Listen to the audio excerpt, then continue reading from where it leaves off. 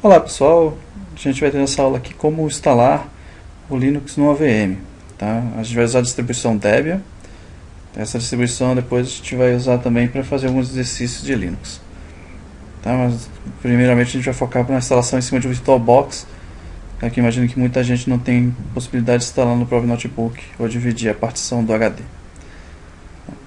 Então para começar a gente vem aqui na página do Debian, vamos vir no Debian, HTTP, CD de distribuição estável, tá? Geralmente a gente foca ou em 64 ou em 32, tá? Eu baixei a de 64, tá? Mas alguns virtualizadores não suportam se você não tiver alguns recursos de hardware no processador, tá? Como a AMD ou Intel VT. No caso aqui do 64, a imagem que eu baixei foi uma menorzinha aqui de 168 MB, que é essa NetInst. Mas vocês podem baixar também essa outra aqui, a CD1, que fica menos dependente de instalação pela rede. Depois de baixar, a gente abre aqui o VirtualBox. Está até aberto aqui. Vamos criar uma nova VM. Vou colocar Debian VM. Podem colocar outro nome, só para simplificar aqui pra gente. Tá? 64 bits foi o CD que eu baixei.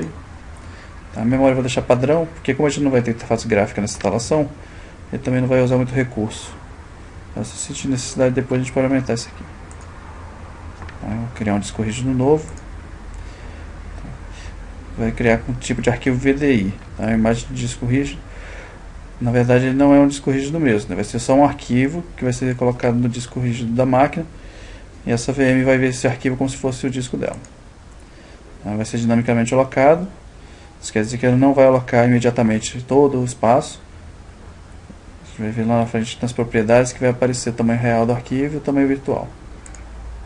Tá? Então 8 GB, vai criar na pasta default que eu defini lá no VirtualBox. Vou criar aqui a VM. Agora aqui em configurações, armazenamento, também o CD-ROM está vazio, né? Vamos adicionar ele aqui, selecionar arquivo, NetInst. Então, o disco rígido está aqui embaixo.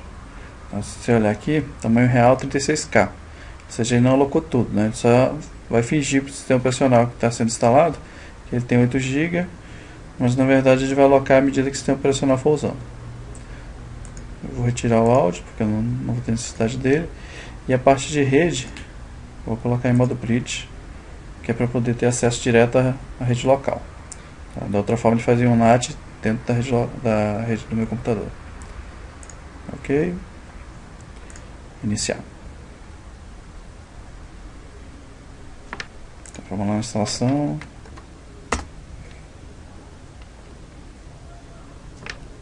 A primeira coisa que a gente faz é escolher a linguagem, né? Vou pegar aqui português do Brasil.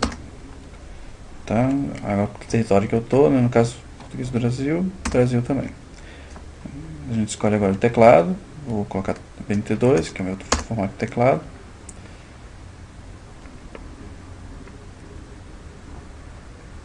Se eu tiver um notebook padrão desses brasileiros, provavelmente você vai seguir as primeiras telas iguais a mim.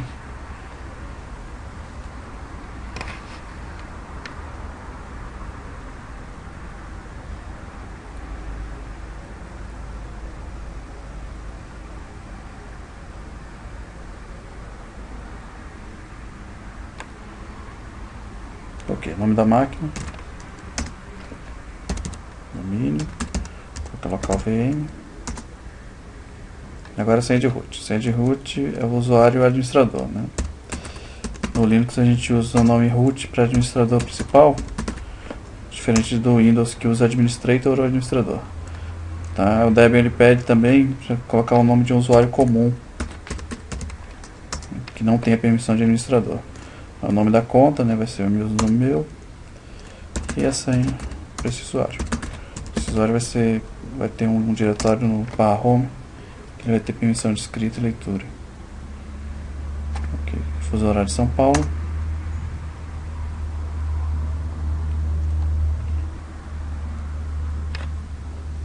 Carregar os componentes adicionais.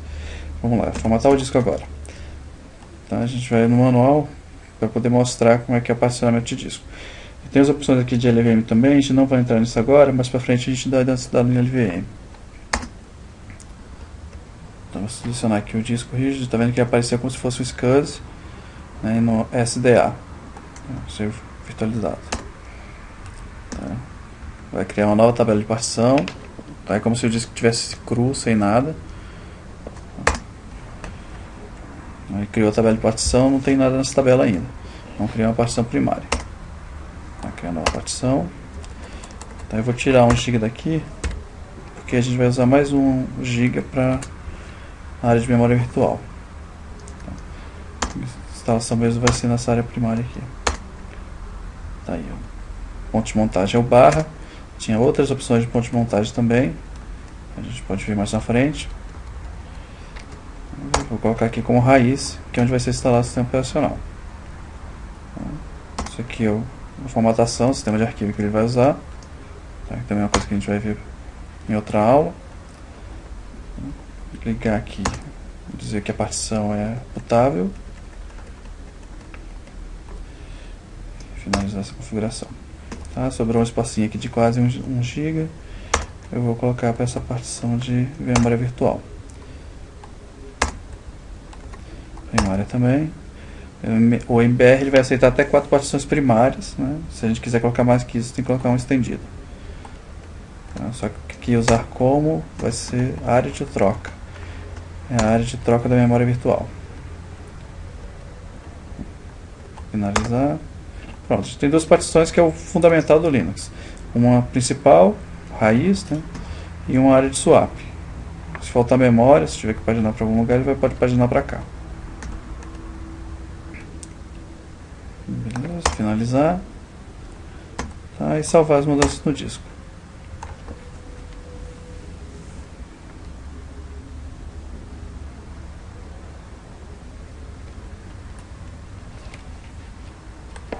Tá, vai fazer uma instalação básica aqui. Enquanto isso, eu vou dar uma olhada aqui na questão da inicialização do sistema operacional. Então, se eu ligo o computador, a primeira coisa que ele faz é ler o BIOS. O BIOS vai fazer a checagem básica no computador, vai localizar os discos rígidos e vai ter uma área lá bootável. Vai tentar o primeiro disco lá definido como bootável, ver na partição, ler o MBR e lá vai ter um código de bootloader.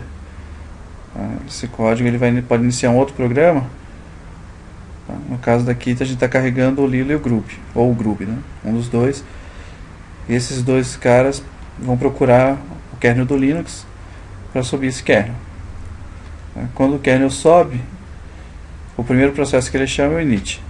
O init ele tem um arquivo no /etc chamado inittab, que é o arquivo de configuração dele.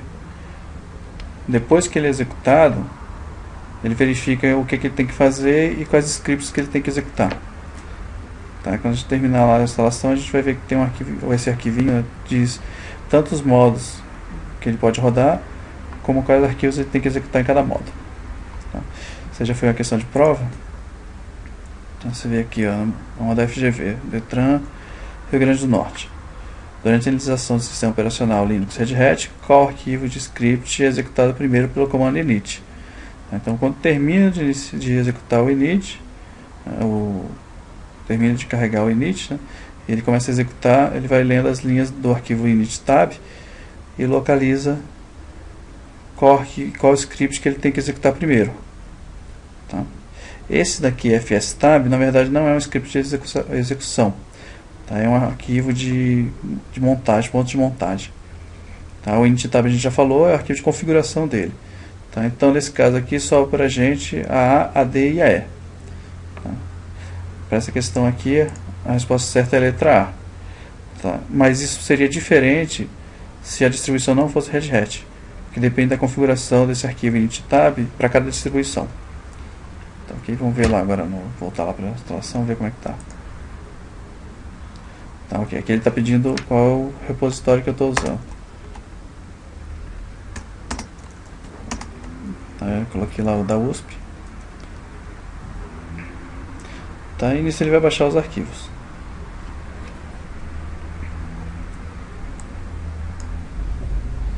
Quando ele terminar,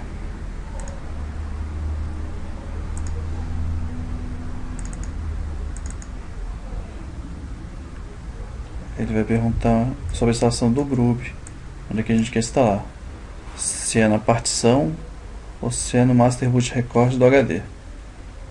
Tá, enquanto ele está fazendo a execução, vamos entrar aqui na outra VM que eu já preparei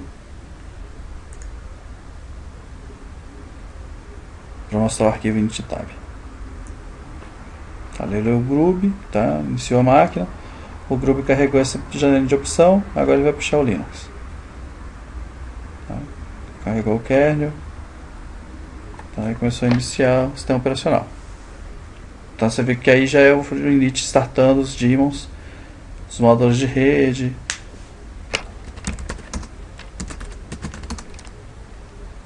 Tá, senha de root, estou como administrador. Vamos olhar lá o arquivo init.tab.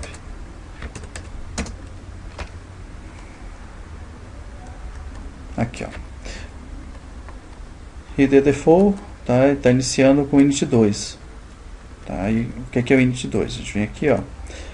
No Debian 0 serve para desligar, o 1 single user, de 2 a 5 são multiusuários. Geralmente o 4 e o 5 são usados com janela, 2 e 3 é multiusuário sem janela. E o 6 é usado para reboot. Quando ele entra, o primeiro script executado que o init chama é esse cara aqui, /etc /init.d/cs. É diferente do Red Hat, como a gente viu lá na questão. Então esse arquivinho aqui é o que faz a configuração do init, que é o problema do processo subir. Deixa eu dar um menos forest.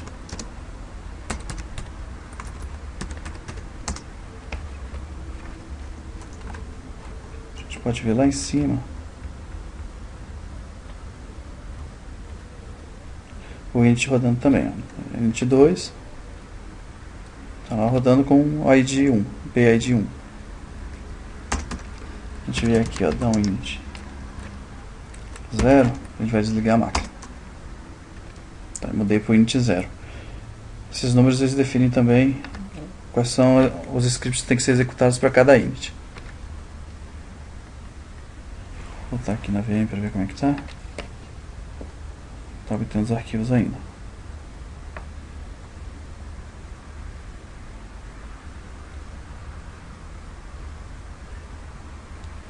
Deve demorar um pouco mais, tá? Aí finalizando isso aqui, ele vai perguntar qual é o Groove, onde é que está instalando o Groove, e a gente vai ter a VM toda instalada.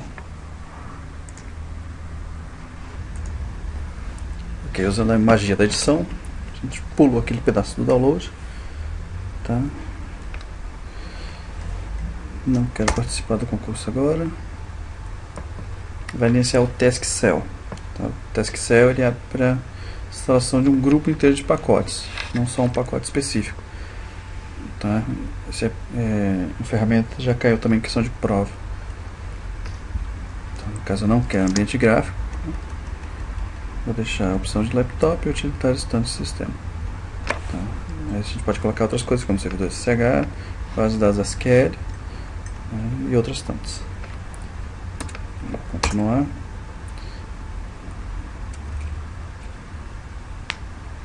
Tá, ele vai obter mais 235 arquivos aí. 7 minutos restantes. Tá, novamente nós vamos entrar no nosso modo de internet ultra rápido. Vocês vão ver como isso aqui vai completar rápido. Tcharam! Pronto, já baixou. Fez a instalação dos pacotes. Tá, concluiu tudo, deu 100% lá. Tá, agora instalando o pacote Groove. Tá aí, instala o carregador de instalação Groove no registro mestre de inicialização. Então vamos colocar nele lá.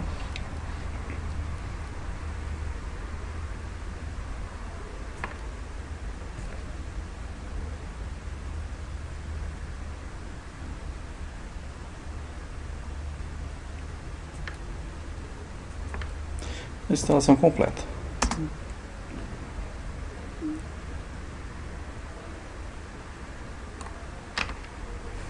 Vai reiniciar agora o sistema. E tá aí. Instalado. Pode entrar aqui, vai dar boot que nem aquela a outra VM que a gente colocou aqui.